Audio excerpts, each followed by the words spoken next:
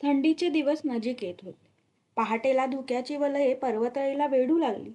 पाचाडच्या छावणीत राजांची पथके येऊन सामील होत होती. गडावर नजरबाजांची जासुदांची वर्दळ वाढत होती. संभाजीराजे हे सेनापती हंबीरराव आणि आनंदराव यांच्यासह गडावर आले. नवीन मोहीम कोणती याचा विचार सर्वांना पडला होता. राजांनी खानदेशाची मोहीम मनात धरली होती. जासुदांनी त्या भागातील अचूक बातमी गडावर आणली होती. आनंदरावांच्या नेतृत्वाने राजांनी एक फौज सुरतेला दहशत बसवण्याकरता पाठवली होती आणि दुसरी खुद्द आपल्या नेतृत्वाने घेऊन राजे खानदेशाकडे वळले. जवळजवळ 3 महिने राजे खानदेशात दौड करीत होते. आनंदरावांची फौज सुरतेकडे जात असता रामनगरच्या 4,000 भिल्लांनी फौजेला अडवले. 1,00,000 रुपये कबूल करूनही भिल्लांनी वाट दिली नाही. अकारण युद्धाचा प्रसंग उभा टाकणार हे पाहताच आनंदरावांनी वाट बदलली आणि ते महाराजांना मिळण्याकरिता औरंगाबादाकडे वळले. रामनगरच्या भिल्लांमुळे सुरत वाचली. एरंडोलजवळ राजे थांबले. त्यांनी इंग्रजांच्या वखारीवर फौज पाठवली. राजांच्या फौजेने चालविलेला धुमाकूळ पाहून मोगल फौजदार खेशगी आपल्या ताकदीनिशी मराठ्यांवर चाल करून आला. पण मराठ्यांच्या पुढे त्याचे काही चालले नाही. त्याची शेकडो माणसे मराठ्यांनी कापून काढली. खेशगी औरंगाबादेला पळून गेला. मराठ्यांनी धरणगावची वखार लुटली. खेशगी पळून गेल्यामुळे मराठ्यांना विरोध राहिला नव्हता. राजे बऱ्हाणपुरापर्यंत जाऊन लूट घेऊन व मोगली मुलुखात दहशत निर्माण करून माघारी रायगडावर आले. राजांची फौज साऱ्या मुलुकभर पसरली होती. धरणगाव लुटल्यामुळे इंग्रज घाबरून गेले. धरणगावच्या वखारीची नुकसान भरपाई मिळवण्यासाठी त्यांनी आपला वकील राजांच्याकडे पाठवण्याचे ठरवले. आणाजी कोल्हापूर भागात वावरत होते. मोरोपंत कल्याण भिवंडीला होते. खानदेशाची मोहीम आटोपून राजे गडावर आले. आता राजांना उसंत नव्हती. राज्यविस्तार प्रतिदिनी वाढत होता. अनेक मोहिमांचे मनसुबे राजांच्या मनात उठत होते. मोगल आणि विजापूरकर यांचबरोबर राजांचा तिसरा प्रबळ शत्रू सिद्धी राजांच्या विरुद्ध केव्हा उठेल याचा नेम नव्हता. सिद्धीच्या जंजिरामुळे सागरावरती त्यांची हुकूमत आबाधित होती. राजांच्या गलबतांना त्याची भीती नेहमीच वाटत होती. जंजिऱ्यावर जरब ठेवण्यासाठी राजांनी राजपुरीच्या समोर असलेल्या कासा नावाच्या बेटावर किल्ला बांधण्याचे ठरविले. तातडीने काम पुरे करून घेण्याची राजांची इच्छा होती. त्या किल्ल्याच्या बांधकामात सिद्धीकडून उपद्रव होणार हे जाणून राजांनी आपल्या दर्या सारंग दौलत खानांना आरमारासह कासा बेटावर उठणाऱ्या पद्मदुर्गाच्या रक्षणार्थ पाठविले. पद्मदुर्गाच्या उभारणीसाठी लागणारा पैसा व धान्य यात कमतरता भासू नये म्हणून प्रभावळीच्या सुभेदारांना ताकीद दिली गेली होती. खानदेशा स्वारीवरून राजे रायगडी आले. सर्व मुलखाच्या बातम्या ते ऐकत होते. थैल्या गडावर येत होत्या. त्यात एक महत्वाची थैली गडावर आली. पद्मदुर्गाच्या रक्षणार्थ पाठवलेल्या दर्यासारंगाने राजांना पत्र पाठविले होते. पद्मदुर्गाच्या कामात दिरंगाई होत होती.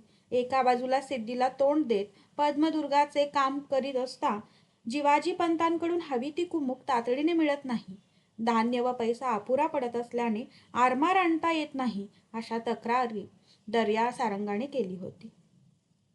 दर्यासारंगाचे ते पत्र वाचून राजांचा संताप वाढला.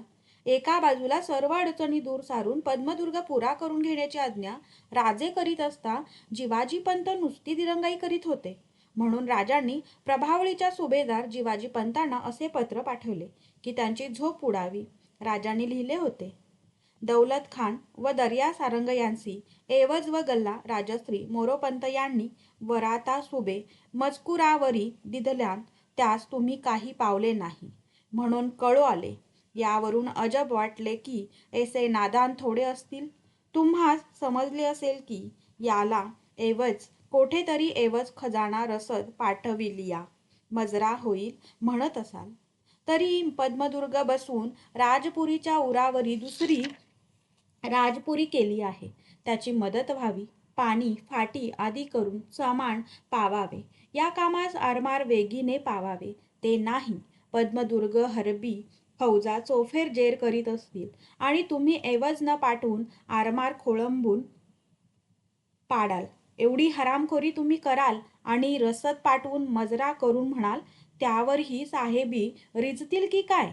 ही गोष्ट घडायची तरी होय न कळे की हबिशियांनी काही देऊन आपले चाकर तुम्हास केले असतील. त्याकरिता ऐसी बुद्धी केली असेल तरी एषा चाकरास ठीक केले पाहिजे. ब्राह्मण म्हणून कोण मुलाहिजा करू पाहतो? या उपरी तरी त्याला ऐवज व गल्ला राजश्री मोरोपंत देवीला असे देवितील. तो खजाना रसद पावलियाहून अधिक जाणून तेने प्रमाणे अदा करणे की ते तुमची फिर्याद न करीत व त्यांचे पोटास पावून आरमार देऊन पद्मदुर्गाचे मदतीस राहात ते करणे. या उपरी बोभाट आलिया उपरी मुलाहिजा करणार नाही. गनिमाचे चाकर गनिम झालेस ऐसे जाणून बरा नतीजा तुम्हास पावेल ताकीद असे रवाना. त्या पत्राने सारी खोळंबलेली सूत्रे हलू लागली. पद्मदुर्गाचे काम झपाट्याने पुरे करून घेण्याची घाई उडाली. जिवाजी पंत राजाज्ञेची वाट न पाहता पद्मदुर्गाच्या प्रत्येक मागणीला साथ देऊ लागला. जेव्हा पद्मदुर्ग पुरा झाला तेव्हा राजांनी सुभानजी मोहिते यास किल्लेदारी दिली. राजांचा बेत आदिलशाहीवर चालून जाण्याचा होता. त्यासाठी राजांनी दत्ताजी पंतांना फौज देऊन कोल्हापूर भागात रवाना केले आणि पन्हाळा भागात असलेल्या अनाजींना फौज देऊन फोंड्यावर चालून जाण्याची आज्ञा केली. गमावलेली दंडराजपुरी परत घेण्यासाठी राजांची एक फौज दंडराजपुरीवर गेली होती. पावसाळ्यापूर्वी दंडराजपुरी घेण्याचा राजांचा विचार होता. राजे या मोहिमेचा विचार करीत असताना राजांनी गडावर संभाजीराजांची मुंज मोठ्या धामधुमीत केली. वास्तविक पाहता राज्याभिषेकानंतर युवराजांची मुंज होणार होती, पण जिजाबाईंच्या मृत्यूमुळे ती पुढे ढकलली गेली होती. संभाजीराजांची मुंज आटोपताच राजे मोहिमेवर निघणार होते, पण याच वेळी मोगलांनी कल्याण भिवंडीवर हल्ला केल्याची बातमी गडावर आली. बऱ्याच दिवसांनी मोगलांनी ही उचल घेतली होती. कल्याण भिवंडीतील घरे मोगलांच्या धाडीत आगीच्या भस्मस्थानी पडली. त्या वार्ताने राजे काळजीत पडले. पाठोपाठ दुसरी बातमी गडावर येऊन धडकली. मोरोपंतांना कल्याण भिवंडीची बातमी कळताच त्यांनी मराठी फौज पाठविली. मराठी फौजेने मोगलांना हुसकावून दिले आणि कल्याण भिवंडीचा ताबा घेतला. कल्याण भिवंडी स्वराज्यात राहिल्याचा आनंद राजांना झाला खरा, पण मोगलांनी घेतलेली उचल पाहून राजे चिंताग्रस्त झाले. रोज 2 प्रहरच्या वेळी संभाजीराजांसह बुद्धिबळ खेळत होते. राजे 2 प्रहराच्या वेळी संभाजीराजांसह बुद्धिबळ खेळत होते. महालात राजाराम, सोयराबाई, पुतळाबाई ही मंडळी तो खेळ पाहत होती. राजाराम खेळाला कंटाळून महालात इकडे तिकडे फिरत होते. सोयराबाई, पुतळाबाई उत्सुकतेने खेळ पाहत होत्या. राजांची हार दिसू लागली होती. संभाजीराजांच्या चेहऱ्यावर विजयाचे स्मित दिसत होते. राजे मात्र पटाकडे एकाग्र चित्तेने पाहत होते. राजांनी आपले प्यादे एक घर पुढे सरकविले. संभाजीराजांच्या चेहऱ्यावर एक वेगळे स्मित झळकले. ते म्हणाले, आबासाहेब, एकच प्याद्याच्या मोहात आम्ही कसे पडू? आमची चाल उंटाची, ना अडीच घरं जाऊ ना सरळ. संभाजीराजांनी आपला उंट चालविला आणि वजीराची कोंडी केली. राजे हसले. वजीर वाचवायला जावे तर सरळ राजाला शह बसत होता. डाव संपत होता. वजीर वाचवूनही डाव हाती येत नव्हता. राजे विचारात असतानाच त्यांचे लक्ष दरवाजाकडे गेले. दारातून येसूबाई आत येत होत्या. त्यांना पाहताच राजे मोठ्याने हसले. शंभूबाळ, तुमचा डाव आम्ही मान्य करतो. खुद्द भावेश्वरी महालात आली, तिच्या पावलांनी तुम्हाला यश मिळणारच. वा, खासा न्याय, संभाजीराजे म्हणाले. आम्ही विचार करून डाव जिंकला आणि श्रेय कुणाला? संभाजीराजांच्या बोलण्याने सारा महाल राजांच्या खळखळून हसण्यात सामील झाला. बाल राजाराम धावले. डाव संपल्याचा आनंद त्यांना झाला होता. त्यांनी राजांना विचारले, आबासाहेब, डाव संपला? हो. कोण हरलं? आम्ही. तुम्ही? त्यात आश्चर्य काय? आम्ही कधी हरलो तर तुमच्या प्रेमापोटीच हरू. आम्हाला पराजित करण्याची शक्ती दुसऱ्या कोणात नाही. आबासाहेब, बुद्धिबळाचा डाव भाण हरपायला लावतो नाही? संभाजीराजे म्हणाले. हां राजे, भाण हरपावं असे 3च डाव आम्ही आजवर खेळलो. एक मिर्झाराजे जयसिंगाबरोबर, तो डाव जिंकला. दुसरा आजचा, तो तुम्ही जिंकलात. आणि तिसरा? न कळत संभाजीराजे विचारून गेले. राजांनी एकदम संभाजीराजांकडे पाहिले. त्यांचे भाव बदलले. तो डाव तसाच अर्धा राहिला. कुणाबरोबर खेळला ते सांगावं तरी, सोयराबाईंनी विचारले. त्या प्रश्नाने व्याकुळलेले राजे सावध झाले. सईची एक मिश्किल हास्यलहर कानावर कुठून तरी निनादली, पण राजांनी क्षणात स्वतःला सावरले. दुसरा कुठला डाव असणार? हा स्वराज्याचा खेळ तो आहे ना. जोडीदाराचं नाव आहे दैव. सोयराबाईंच्या चेहऱ्यावर समाधान प्रकटले. मग तो अर्धा राहिला कशाला म्हणावं? डाव फार मोठा. त्याच्याशी झुंज देता देता मी थकलो, पण डाव नजरेत येत नाही. हा डाव तडीच न्यायचा तो या दोघांनी. राजांची नजर संभाजीराजांवर खिळली होती. संभाजीच्या पाठीवर राजाराम ओनवे झाले होते. राजांनी विषय बदलला. शंभूबाळ, आम्हाला जरा उसंत मिळाली की एकदा शिकारीला जाऊ. तुम्ही धावत्या जनावराला फार चांगला लावता असं आम्ही ऐकलंय. महालात मनोहरी आली. तिने वर्दी दिली. बहिर्जी आलेत. राजे म्हणाले, आता आम्हाला एकांत हवा. सर्व उठले. आतल्या दरवाजाने आत गेले. बहिर्जी आत आला तेव्हा महालात राजे एकटे होते. बहिर्जी बरोबर राजे बोलत बसले होते. सायंकाळच्या सुमारास राजे बहिर्जी बरोबर सदरेवर आले. सदरेवर संभाजीराजे होते. बहिर्जीने त्यांना मुजरा केला. बाळाजी अवजीही तेथे हजर होते. राजांनी विचारले, काय बाळाजी, काय म्हणतात आमचे युवराज? पुरंदर इथे एक वाद माजला आहे. बहुतेक युवराजांना निवाडा करण्यासाठी जावं लागेल असं दिसतं. जरूर पाठवा. त्यांना आता ह्या गोष्टी कळायला हव्यात. संभाजीराजे बहिर्जींकडे पाहत होते. बहिर्जी मध्य अंगलटीचा होता. गुडघ्यापर्यंत धोतर होते. रंगीत बंदाने छातीची बंडी आवळली होती. डोक्यावर तांबडे बसकट पागोटे होते. संभाजीराजांनी सांगितले, बहिर्जी, हा वेश तुला शोभून दिसतो. राजे म्हणाले, शंभूबाळ, बहिर्जी आमचा नजरबाज. सामान्य मावळ्याच्या वेशातच त्याला फिरावं लागतं. बहिर्जी नजरबाज आहे, तसाच उत्तम शिकारीही आहे. तुमच्याबरोबर त्याला केव्हा तरी शिकारीला न्या. ते जमायचं नाही. संभाजीराजे एकदम बोलले, का? आपला महादेव हे बहिर्जी नजरबाज. आम्ही जाणून बुजून ही माणसं आमच्याबरोबर कशी बाळगू? राजे हसले. शंभूबाळ, ही माणसं बाळगली नाही तरी आम्हाला कळायच्या गोष्टी कळतातच. आताच पहा ना, तुम्ही पाचाडला जाण्याच्या विचारात आहात. नवीन घोडं वजवलं जात आहे ते तुम्हाला बघायचं आहे. परवा घोडं वजवताना पडलात. नव्या घोड्यावर मान टाकू नका म्हणून सांगितलं तरी तुम्ही ऐकत नाही. सारे हसू दाबण्याचा प्रयत्न करीत होते. संभाजीराजांच्या चेहऱ्यावर भीती तरळली. घाबरू नका, पण आज पाचाडला जाऊ नका. आम्हाला रात्री बरंच बोलायचं आहे. बाळाजी, तुम्ही निराजी पंत रात्री महालात या. चला शंभूबाळ, आम्ही गडाची पागा पाहणार आहोत. तुम्ही आमच्या संगती चला. राजे जगदीश्वराचे दर्शन घेऊन पागा पाहून उतरले.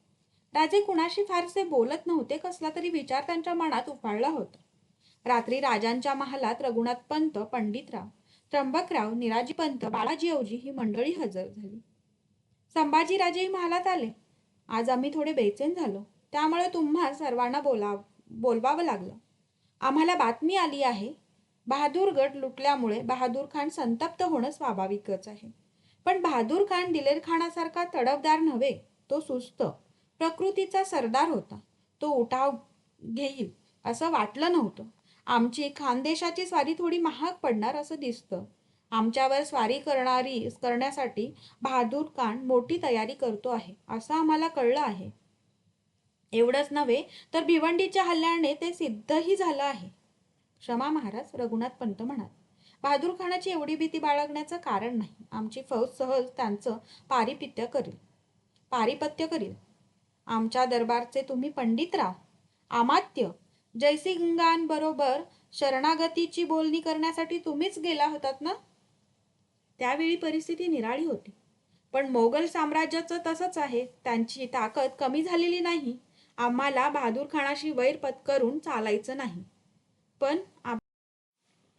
पण आबासाहेब, आपली फौज कोठे आहे? फौज दत्ताजी पंत, आणाजी हे फौज घेऊन फोंडा, कोल्हापूर भागात आहेत. मोरोपंत कोकणात उतरले आहेत. हंबीराव भागानगरकडे आहेत. फोंडा, कारवार भाग हस्तगत करण्यासाठी आम्ही मोहीम आखली आणि याच वेळी बहादूर उभा टाकला. फौज बोलावून घेता येईल, संभाजीराजे म्हणाले. आणि आखलेल्या मोहिमा काय करायचं? राजांनी विचार. पण या गोष्टी साधणार कशा? शंभूबाळ, यालाच राजकारण म्हणतात. आम्ही मोगलांशी तह करण्याचं ठरवलं आहे. आबासाहेब? हो. पंडितराव, बहादूर खानाशी तहाची बोलणी सुरू करा. त्याला सांगा की आम्ही बादशहांना शरण आहो. बादशहांच्या चरणी मी 17 किल्ले व्हायला तयार आहे. एवढंच नव्हे तर माझ्या मुलाला मनसब मिळेल तर त्यालाही बादशहाच्या चाकरीला पाठवीन. त्याला 6,000 मनसब मिळावी आणि भीमा नदीच्या दक्षिणेचा मुलूक माझ्याकडे राहावा.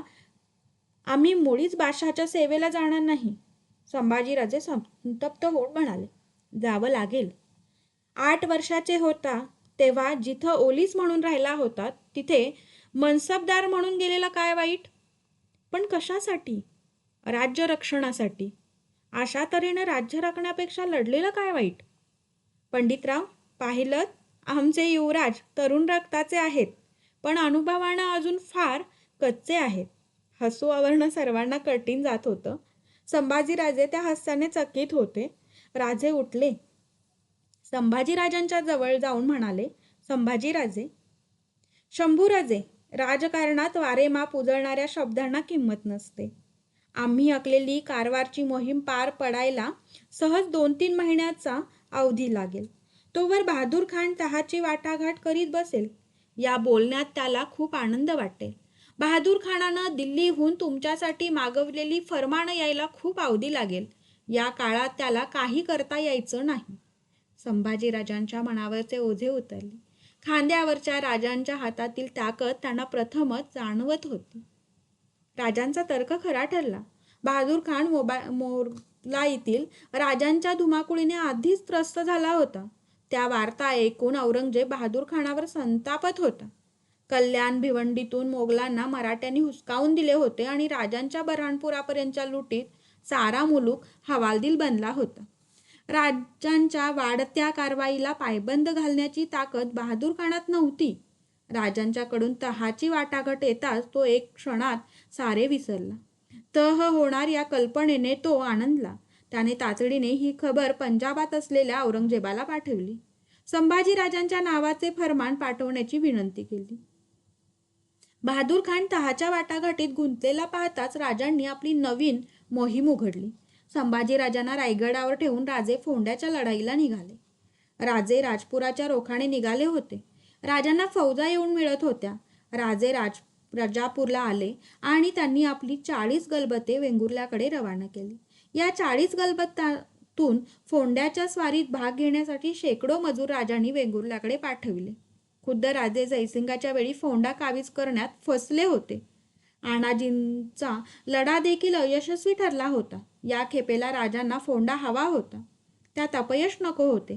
त्यासाठी राजांनी 15,000चे घोडदळ, 14,000चे पायदळ घेतले होते. राजापूर कुडाळ करीत फोंड्याला आले आणि त्यांनी 2,000 घोडेस्वार व 5,000 स्वाऱ्यांचा फोंड्याला वेढा घातला. भर उन्हाळ्याचे दिवस होते. गर्द राईने झाकलेला मुलूक असूनही दिवस रात्र अंगातून घामाच्या धारा वाहत होत्या. तशात उन्हाळ्यात दिवसात फोंडा किल्ल्याचा वेढा जारी राखला होता. दररोज मराठी फौजा किल्ल्याला भिडत होत्या. महमद इखलास खान हा फोंड्याचा आदिलशाही किल्लेदार होता. 4 महिने पुरेल इतकी रसद असताही तो निष्ठेने राजांच्या विरुद्ध लढत होता. महमद खानावर राजांचा खास राग होता. शिवाजी राजांच्या हद्दीतल्या मसुरा गावातील एका श्रीमंत व्यापाऱ्याला महमद खानाने पकडून नेले होते. फोंडा काबीज केल्याखेरीज मागे जायचे नाही असा राजांनी निर्धार केला होता. शिवाजी राजांनी फोंड्याला वेढा घातलेला पाहताच गोव्याच्या पोर्तुगीजांना मोठी भीती निर्माण झाली. त्यांनी शिवाजीला तटस्थ राहण्याचे वचन दिले होते. तरी फोंडा काबीज झाला तर गोवा सुरक्षित नाही हे त्यांना कळत होते. त्यांनी राजांच्या कुरापती काढण्यास सुरुवात केली. सरहद्दीच्या देसायांना राजांविरुद्ध उठविले. हा प्रकार होणार हे राजांनी गृहीत धरलेच होते. देसायांनी छावणीवर हल्ला केला मात्र आणि राजांच्या सैनिकांनी देसाईंची पाठ धरली. देसाई पोर्तुगांच्या मुलखात पळाला, पण मराठी सैनिकांनी त्यांची पाठ सोडली नाही. ते सरळ पोर्तुगीजांच्या चांदर गावात घुसले. तेथील घरे त्यांनी लुटली. किरिस्ताव देवळात नोकर त्यात बळी पडले. यावेळी साष्टीतील कुंकळली गावावर 200 घोडेस्वारांनी हल्ला केला. हे स्वार रणमुस्तक खान नावाच्या विजापुरी सरदाराच्या मागे लागले होते. या दोन्ही हल्ल्यांनी पोर्तुगीज विजरई घाबरला. त्याने शिवाजी राजांच्या वकिलाला अटक केली. राजांचा संताप आणखीन वाढला. पोर्तुगीजांच्या हालचालींवर त्यांचे बारकाईने लक्ष होते आणि एके दिवशी पोर्तुगीजांनी फोंड्याला मदत म्हणून पाठवलेली धान्याने भरलेली 10 शिबाडे व काही माणसे राजांच्या हाती लागली. राजांनी त्याबद्दल विजरईला जाब विचारला, पण हे प्रकरण अंगाशी येणार हे पाहून पोर्तुगीजांनी कानावर हात ठेवले. राजांनी 10 शिबाडी जप्त केली. पोर्तुगीजांचा बंदोबस्त झाला होता. राजे जातीनिशी फोंड्याचा वेढा पाहत होते. मराठे दररोज हल्ले करीत होते, पण निकराने ते परतविले जात होते. जखमींची संख्या वाढत होती. मराठी फौजेने किल्ल्यापासून 10-12 हातांवर दरड उभी केली होती. तिच्या आश्रयाने किल्ल्यावर सतत हल्ला जारी ठेवला होता. तटावर दिसणारा माणूस अचूक टिपला जात होता. 4 वेळा तटाला सुरुंग लावण्याचे प्रयत्न झाले, पण तटाला भगदाड पडले नाही. रात्री राजे छावणीतून फिरत होते. जखमींची विचारपूस करून राजे आपल्या पालीकडे येत असता मशालीच्या उजेडात येणाऱ्या अनाजींच्याकडे त्यांचे लक्ष गेले. अनाजींच्या मागे इब्राहिम खान उभा होता. दोघांनी मुजरे केले. अनाजी, काय खबर? खबर चांगली नाही, अनाजी म्हणाले. फोंड्याच्या मदतीसाठी बेहलोल खान येतो आहे अशी बातमी आहे. राजे विचारात पडले. क्षणभरात ते म्हणाले, त्याची भीती बाळगू नका. आदिलशाही वजिरीवर खवास खान आहे. त्या जागेसाठी खवास खानाची आणि बेहलोलची चुरस आहे. बेहलोल असा यायचा नाही. तुम्ही बेहलोलकडे आपली माणसं रवाना करा. लाचेवर तो तृप्त होईल. याखेरीज झाडं तोडून फोंड्याच्या साऱ्या वाटा बंद करा. चौक्या पहारे जारी ठेवा. इब्राहिम खानाला राजांनी विचारले. इब्राहिम, सुरुंगाचं काय झालं? कोशिश करता हूं हुजूर. कोशिश नको. आम्हाला आमचं निशाण फोंड्यावर चढलेलं पाहायचं आहे. दोघे मुजरा करून निघून गेले. फोंड्याला वेढा घालून 15-20 दिवस होत आले तरी किल्ला हाती येत नव्हता. राजांनी नवा बेत आखला. त्यांनी सुलतान ढवा करण्याचे ठरवले. राजांच्या आज्ञेने 500 शिड्या आणि अर्धा शेर वजनाची 500 कडी तयार केली. इब्राहिम खान नवे सुरुंग ठेवण्याच्या प्रयत्नात गुंतला होता. राजांनी सुलतान ढव्याचा दिवस मृक्रूर केला. तटाला शिडी लावून आत प्रवेश करणाऱ्या प्रत्येक वीराला सोन्याचे कडे देण्याचे राजांनी जाहीर केले होते. एक नवा उत्साह संचारला होता. दिवस उगवला. छावणी शांतता पसरली होती. किल्ल्यावर एकही हल्ला होत नव्हता. किल्ल्याच्या तटावरून किल्ल्यातील सैनिक पाहत होते. अचानक थांबलेल्या लढाईचा अर्थ त्यांना कळत नव्हता. शत्रू तटाभोवती वावरत होता, पण त्यात नेहमीची गडबड दिसत नव्हती. वाढत्या वेळेबरोबर तटावरचे सैनिकांचे आकडे वाढत होते. सूर्य आकाशात चढत होता. राजे किल्ल्यावर लक्ष ठेवून होते. मध्याणीचा सूर्य माथ्यावर आला आणि इशारत दिली गेली. शिंगांचा आवाज शांततेचा भंग करून उठला. त्या इशारतीबरोबर सुरुंगाच्या वाती फरफरू लागल्या. तटावरचे पहारेकरी आश्चर्यचकित होऊन पाहत असतानाच कांटळ्या बसणारा आवाज साऱ्या परिसरात घुमला. तटावरच्या पहारेकऱ्यांसकट तट आकाशात फेकला गेला. एका पाठोपाठ 3 सुरुंग पेटले. आकाशात उडालेल्या अत्तरांच्या अक्षता साऱ्या किल्ल्यावर पसरल्या. एकच धावपळ उडाली. तटाला खिंडार पडलेले पाहताच दबा धरून बसलेल्या मराठी सैनिकांनी हर हर महादेवचा गजर केला. शिड्या घेतलेले मराठे वीर तटाला भिडले. मराठी फौज किल्ल्यात प्रवेश करीत होती. एकच कापाकापी सुरू झाली. या धामधुमीतच राजांचा सरदार इब्राहिम खान हाती निशाण घेऊन पुढे घुसत होता. फोंडा सर झाला. किल्लेदार महमद खानाला बेड्या ठोकल्या होत्या. राजांचे भगवे निशाण गडावर फडकू लागले. नौबत निनादली. तो विजय पाहून राजांचे अंग मोहरून गेले. राजांनी जखम दरबार भरवला होता. साऱ्या वीरांचे राजांनी यथोचित सत्कार केले. सोन्याची कडी वाटली गेली. त्यापैकी एका कड्याचा मानकरी इब्राहिम खान राजांच्या समोर आला. उजव्या दंडावर झालेल्या जखमेने त्याला मुजरा करता येत नव्हता. नतमस्तक होऊन त्याने राजांना अभिवादन केले. राजे हर्षभरित होऊन इब्राहिम खानाजवळ आले. इब्राहिम, आम्ही तुझ्या पराक्रमावर प्रसन्न आहोत. राजांनी आपल्या हातांनी इब्राहिमच्या हाती कडे घातले. ज्या तडफेनं काम झालं त्या तडफेनं तू आमची यशोपताका किल्ल्यावर चढवलीस. त्या शौर्याला तोड नाही. इब्राहिम खान, तुझ्या हातून लावलेल्या ध्वजाची इब्रत कायम राखण्याची जबाबदारी आम्ही तुझ्यावर सोपवित आहोत. यापुढं फोंडा किल्ल्याचा किल्लेदार तू आहेस. तुझ्या हाती हा किल्ला आम्ही सुपूर्त करीत आहोत. राजांचे बऱ्याच वर्षाचे स्वप्न साकार झाले होते. फोंडा किल्ला घेतल्याने मराठ्यांच्या अंमलाखाली अंत्रुज, अष्टगर, होमाड, बारसे, बाळी, चंद्रवाडी व काकोडे म्हणजेच फोंडे, सांगे, केंपे व कोणकोण हे महाल आले होते. पावसाळा यायच्या आत राजांना कारवार जिंकायचे होते. राजांनी फोंड्याची सर्व व्यवस्था लावली, किल्ल्याची डागडुजी केली. किल्ल्याच्या मुख्य दरवाजावर काळ्या पाषाणाची एक सुंदर कोरीव गणेशपट्टी बसवली. त्र्यंबक पंडिताला फोंड्याची सुभेदारी सांगून राजे आपल्या फौजेनिशी कारवारकडे वळले. संभाजीराजे मराईच्या रानात 2 दिवस शिकार खेळत होते. शिकार भरपूर झाली होती, त्यामुळे संभाजीराजे खुशीत होते. 2 दिवसानंतर संभाजीराजांनी तळ हलविला. भर उन्हाचे दिवस.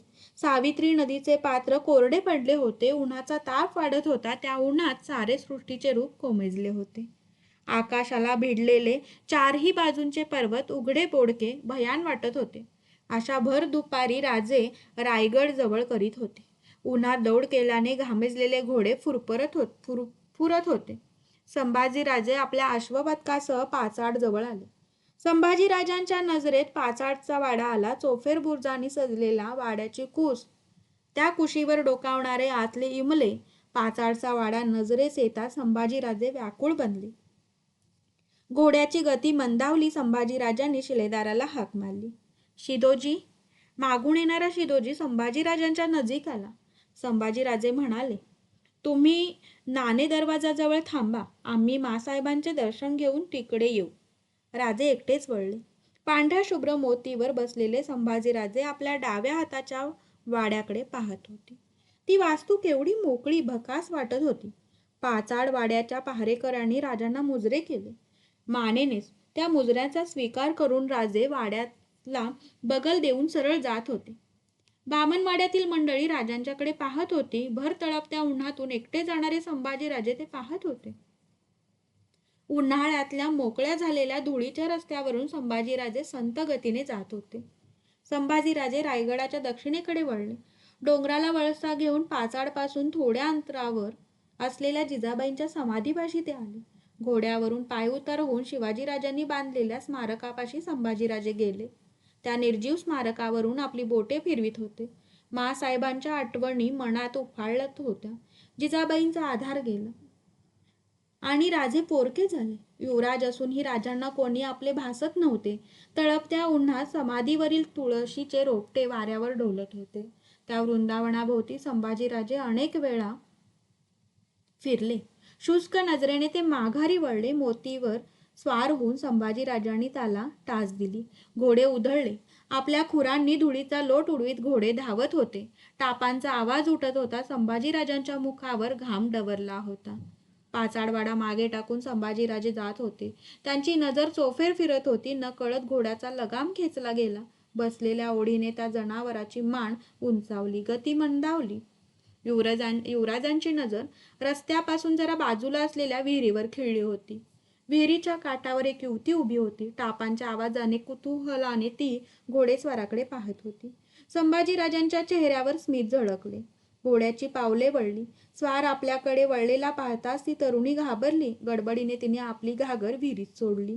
संभाजीराजे सावकाश विहिरीकडे जात होते. त्यांची नजर त्या तरुणीवर खिळली होती. घागर खेचणाऱ्या त्या तरुणीचे सौष्ठव ते नजरेत भरून घेत होते. त्या तरुणीने घागर ओढून घेतली आणि तिने मागे पाहिले. संभाजीराजे अगदी नजीक आले होते. तरुणीच्या डोळ्यात भीती तरळली. संभाजीराजे खाकरले. त्या तरुणीने परत वर पाहिले. संभाजीराजांच्या कपाळी घाम डवरला होता. संभाजीराजे म्हणाले, जनावराला पाणी मिळेल? त्या तरुणीने काही न बोलता घागर दगडी खोगराळात रीती केली. संभाजीराजांनी हलकी टाच दिली. घोडे पुढे सरकले. घोडे पाणी पित होते. त्याच्या मानेवर थोपटी संभाजीराजे त्या तरुणीचे लावण्य निरखित होते. ती तरुणी गौरवर्णाची, रेखीव बांध्याची होती. नेत्र विशाल आणि काळे होते. संभाजीराजांच्या नजरेला भिडलेली नजर काढणे तिला अशक्य झाले होते. त्या नजरेत ती तरुणी पाहत होती. त्या नजरेच्या धिटाईने राजे मोहित झाले होते. ही तरुणी ही रूपसंपन्न युवराजांना न्याहाळीत होती. घोडे पाणी प्याले. युवराज पायउतार झाले. संत पावले टाकीत ते तरुणीजवळ गेले. जनावराची तहान भागवली. त्या तरुणीने एक वेळ रागाने युवराजांकडे पाहिले. संभाजीराजांच्या चेहऱ्याकडे पाहता तिच्या चेहऱ्यावर स्मित झळकले. आजूबाजूला पाहत ती गडबडीने म्हणाली. संभाजीराजांनी एक वेळ त्या तरुणीकडे पाहिले. ते माघारी वळले. युवराज वळले. घागर विहिरीत सोडली गेली. त्या तरुणीच्या हाताचा दोर सरसरला. पाण्यावर पोहोचलेल्या घागरीचा मंद नाद उठला. दोराला हेलकावे देऊन तिने घागर भरल्याची खात्री करून घेतली. घागर खेचली जात होती. घागर वर येताच तिने कासरा काढला आणि पाणी काशातून द्यावे हे तिला कळेना. संभाजीराजांनी ते ओळखले. आपल्या हातांची ओंजळ तोंडाजवळ लावून ते वाकले. त्या तरुणीने आजूबाजूला पाहिले. कोणी दिसत नव्हते. तिने घागर उचलली. काळजीपूर्वक राजांच्या हातावर हात धरली. राजे पाणी पित होते. त्यांची नजर किती कोड पाणी आहे. आम्ही इतक्या वेळा इथे येतो पण या विहिरीवर कधी पाणी प्यालो नाही. आपल्या भाईत खोवलेल्या रुमालाने तोंड पुशी संभाजीराजे म्हणाले. पाणी दिलं उपकार झाले. मालकाणी असं म्हणू नये. एकूण तुम्ही आम्हाला ओळखलं तर. युवराजांना कोण ओळखत नाही. युवराजांना सारे ओळखतात पण आम्हाला कोणी ओळखत नाही. तुझं नाव? गोदावरी. बामणवाड्यात राहतेस? तिने होकारार्थी मान हलवली. दररोज यावेळी पाणी भरायला येतेस? गोदावरी काही बोलली नाही. संभाजीराजे तिच्या नजरेला नजर देत म्हणाले.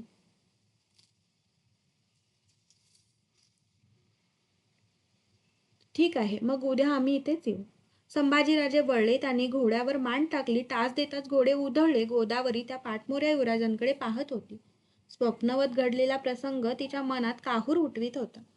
दुसऱ्या दिवशी गोदावरी विहिरीवर गेली. धुणे मोकळेपणाने आटपत यावे म्हणून जेव्हा वर्दळ नसते अशा वेळी गोदावरी विहिरीवर जात असे.